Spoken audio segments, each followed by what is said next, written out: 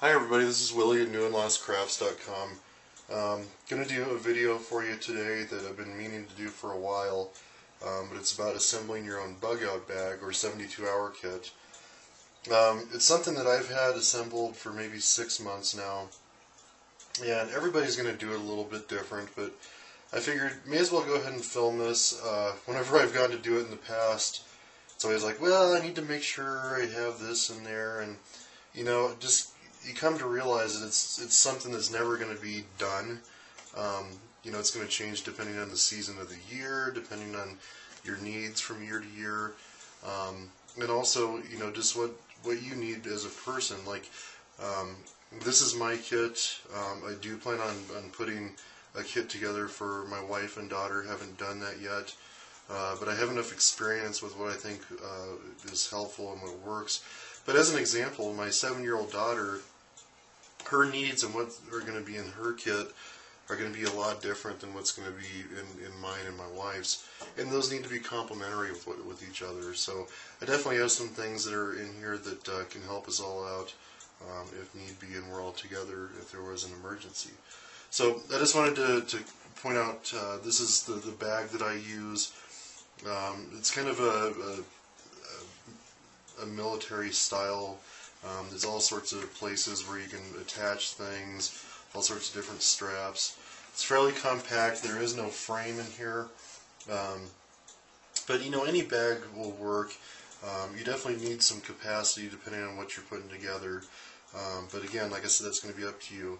Another thing I wanted to point out is I tend to keep the first aid items separate. I mean, I carry them with me in my car at all times, but there's a reason for that. I think there's a lot of cases where you might need your first aid type things, and I really want to be able to go and grab those in a hurry if need be.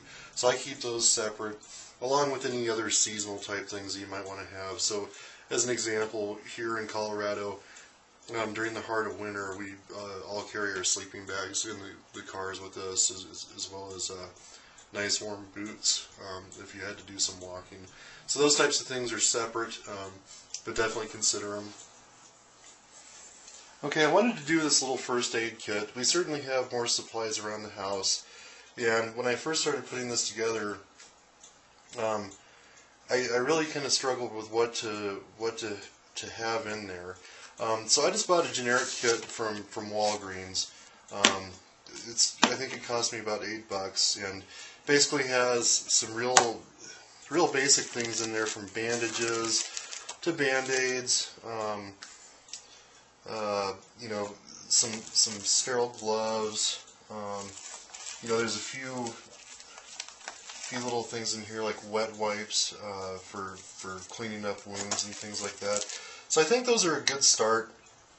But I added to this, and luckily in the little box that it came in, there was plenty of room. One of the things I added was this afterbite stuff. This is great for insect bites, or if somebody got stung by a bee, it really helps calm that down. The antibiotic cream, this definitely came with some, but again, it's like a little tiny squeeze package, and this is something I want to be able to go to whenever I need to. So all sorts of Band-Aids. Did add some bigger sterile pads. Did add a little bit of a ACE type wrap if we needed to use those bigger bandages. Another thing that is great to have on hand is your cough drops. I love to have just a handful of those in there. Another thing that's really good is these instant cold packs. Can be a lifesaver, for minor burns or just injuries where you kind of need to numb the area. But these are great. Another thing you want to have in here, which the basic kit came with, but not a lot of, is things like your pain medication of choice, ibuprofen or naproxen. And then, of course, you don't want to forget the people in your house that do take prescription medications. It's not a bad idea to have, your 3-day supply for whatever those needs may be packed away in here. because you never know when you might not be able to get to your supply at home. So that's the first aid kit, 72-hour bag emptied out. Show you what I carry around with me, you know, in the car. This just basically goes in whatever car that I'm traveling in. So the bag's all empty. So let's go through these things just kind of quickly. I wanted to also mention a few of these things that are in here are homemade, and I actually have videos on how to do, I think all of them that you see here. If I don't, then I'll make note of it and make a point to make a video on how to do these things. So let's go ahead and get started. One of the first things I have that falls into that category, this is just a little paint can. It's a toilet paper heater. I have a video on that. But this is great. You pop this open, there's a roll of toilet paper that's soaked in isopropyl alcohol that you can light, and it'll burn for a really, really long time. Provide some nice heat, and you can cook over the flame as well. It's a pretty clean heat. You would still want to crack the window in your car, but you know, to avoid carbon monoxide, carbon dioxide issues. But little heater. Strike Anywhere matches. I just have a bunch of them. These are just old, you know, prescription pill containers to keep them dry. Utility knife, you know, has the pliers, your blades, everything that you need there. Have several of these around the house. Just figured it'd be good to have one in the kit. We don't have to think about it. Along with the matches, have a couple of different lighters. You can see one of them's wrapped in paracord. Just a number of different ways to have flame. A little utility shovel. These things are cheap, like $10, but you know, if you ever need to dig a little hole, you know, shovel some snow, things like that, they're invaluable. Have a fixed blade, just kind of a cheapo knife. In fact, this one's brand new, but it's kind of one of these Rambo type things. But you can saw with it, make a spear out of it if you needed to. That's kind of more, you know, like I said, Rambo kind of thinking, but figured it could come in handy. I'm a coffee drinker, so I have these Folgers coffee singles. You know, it's up to you. I love coffee. It's comforting to me. Some people might have tea or hot chocolate, things like that. Flashlight. So this is just a wind-up flashlight. The thing I like about having this in my bag is I never have to worry about, man, are the batteries fresh? Can just wind this thing up. You can see it hasn't been wound up in a while. They also make these nowadays with little built-in radios and whatnot, so that's a nice thing to have. I think something that I would be really embarrassed if I forgot, and I think a lot of people do forget it, is that you're going to have food in your bag, you better have some utensils to eat the food. Zip ties. Love to have these things around. As I look at this, one thing I realized that I do not have in here that I'm going to add and make a note of is some duct tape. I'm not going to have a whole roll, but I think I'm just going to roll some duct tape around itself, have maybe 10 yards or so. But zip ties, duct tape, that type of thing are great. I just have a little cup. This is the one that my daughter got, just a plastic cup.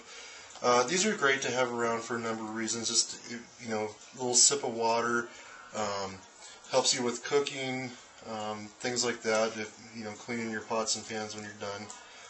I do have a couple of Fresnel lenses. I do have a video on the use of these guys in terms of starting fire, but also just good for reading, you know, things that are small print. In this here, I just have 4 large black garbage bags. These can be used for a number of purposes, from making a solar still to just using them as rain protection. Just poke a hole in the bottom and use them as a poncho. 1,001 uses for garbage sacks, so there's 4 of those. I have just a cheapo emergency blanket. These are the space blankets. Silver, just help maintain body heat. I do have a slightly nicer one that's kind of more like a tarp that is big enough to cover 2 people. Really, my thoughts here is to have enough surface area that the three of us in my family could get underneath it. Lexi's small enough that I think we wouldn't have any issue with that. I have a bunch of paracord here, probably about 100 yards of paracord. You never know when that could come in handy. This is an old Sterno stove, just a foldable stove. I've had this thing for years. It goes back to my scouting days, actually. But it folds up nice. You really can't mess it up. And the thing that's nice is that I make these tuna can heaters these days. So that's what the stove looks like. Gives you a little place to put your Sterno can. Or these fire starters, which I also have a video on out there. Hopefully you can see this. Fit just perfectly in there and burn like a can of Sterno, but maybe even hotter. So a way to heat up your canned food, your water. I carry 3 of these, one for each day. They burn for a very long time. So those are kind of in addition to the toilet paper heater. So a little foldable Sterno stove. Love that thing. Have a nice big candle just for ambiance and some heat if need be. These are also helpful in starting fires. These are cotton ball and Vaseline or petroleum jelly fire starters. Also have a video on how to do these. These come in really handy, especially if it's wet outside. This is some hardtack. It's basically a wheat cracker that's very hard. A lot of you may have heard about hardtack in the sailing days. The stuff stores for virtually ever. It's a good additive to soups and things like that. I made a bunch a while back. I do not have a video on that. Maybe I should make one in the future. But it's kind of a novelty, but useful as well, because it really does store for a long time. Now we're going to kind of get into the foodstuffs. I have a wide variety. I have some sardines, which, yeah, I love sardines, so does my wife. Lexi, not so much yet. And have a couple cans of tuna, can of pork and beans, a couple cans of chili, some beef ravioli, and some corned beef hash. A lot of people with these bags might go more the route of more like the bars, granola bars, trail mix type bars. That's fine. I do have a couple of those in here, along with some bags of this nuts, for something to snack on. Lots of protein to keep you going. I like the canned foods because they have a lot of calorie density for the size. And it's not like I'm hiking around with this thing on my back on a day-to-day basis. I probably should be. Help me get in a little bit better shape. But a nice warm meal that you can cook on the stove. You can cook the can directly. By the way, if you're going to have canned things, you better have a can opener or a knife that has one on there. It's just like the utensils. It's not going to do you a lot of good unless you have some way to open the can and eat the stuff inside. Another thing with the cooking aspect is just a normal pot holder. You need a way to move those cans on and off the stove, so keep that in mind. And then a separate bowl. Most of the time you could probably just eat the canned stuff out of the can, but you never know when a bowl might come in handy. So I have that as well. I guess the one thing, it's amazing every time I look at this, take this apart, which by the way you should do, I don't know, a couple times a year. Make sure your canned stuff, if you have anything in there, is still within the expiration date. Make sure stuff is staying in good condition. And just check it out. But every time I take this thing apart, I think of a couple of things that would be nice to have. I mentioned earlier I like to keep the first aid stuff separate so it's easy to grab.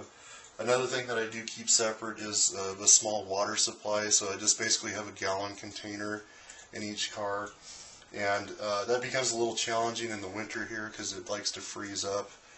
It's not a huge deal, it just freezes. Those plastic containers don't explode or anything. But in looking at this, another thing that would be smart for me to have is some way to treat water if that wasn't enough.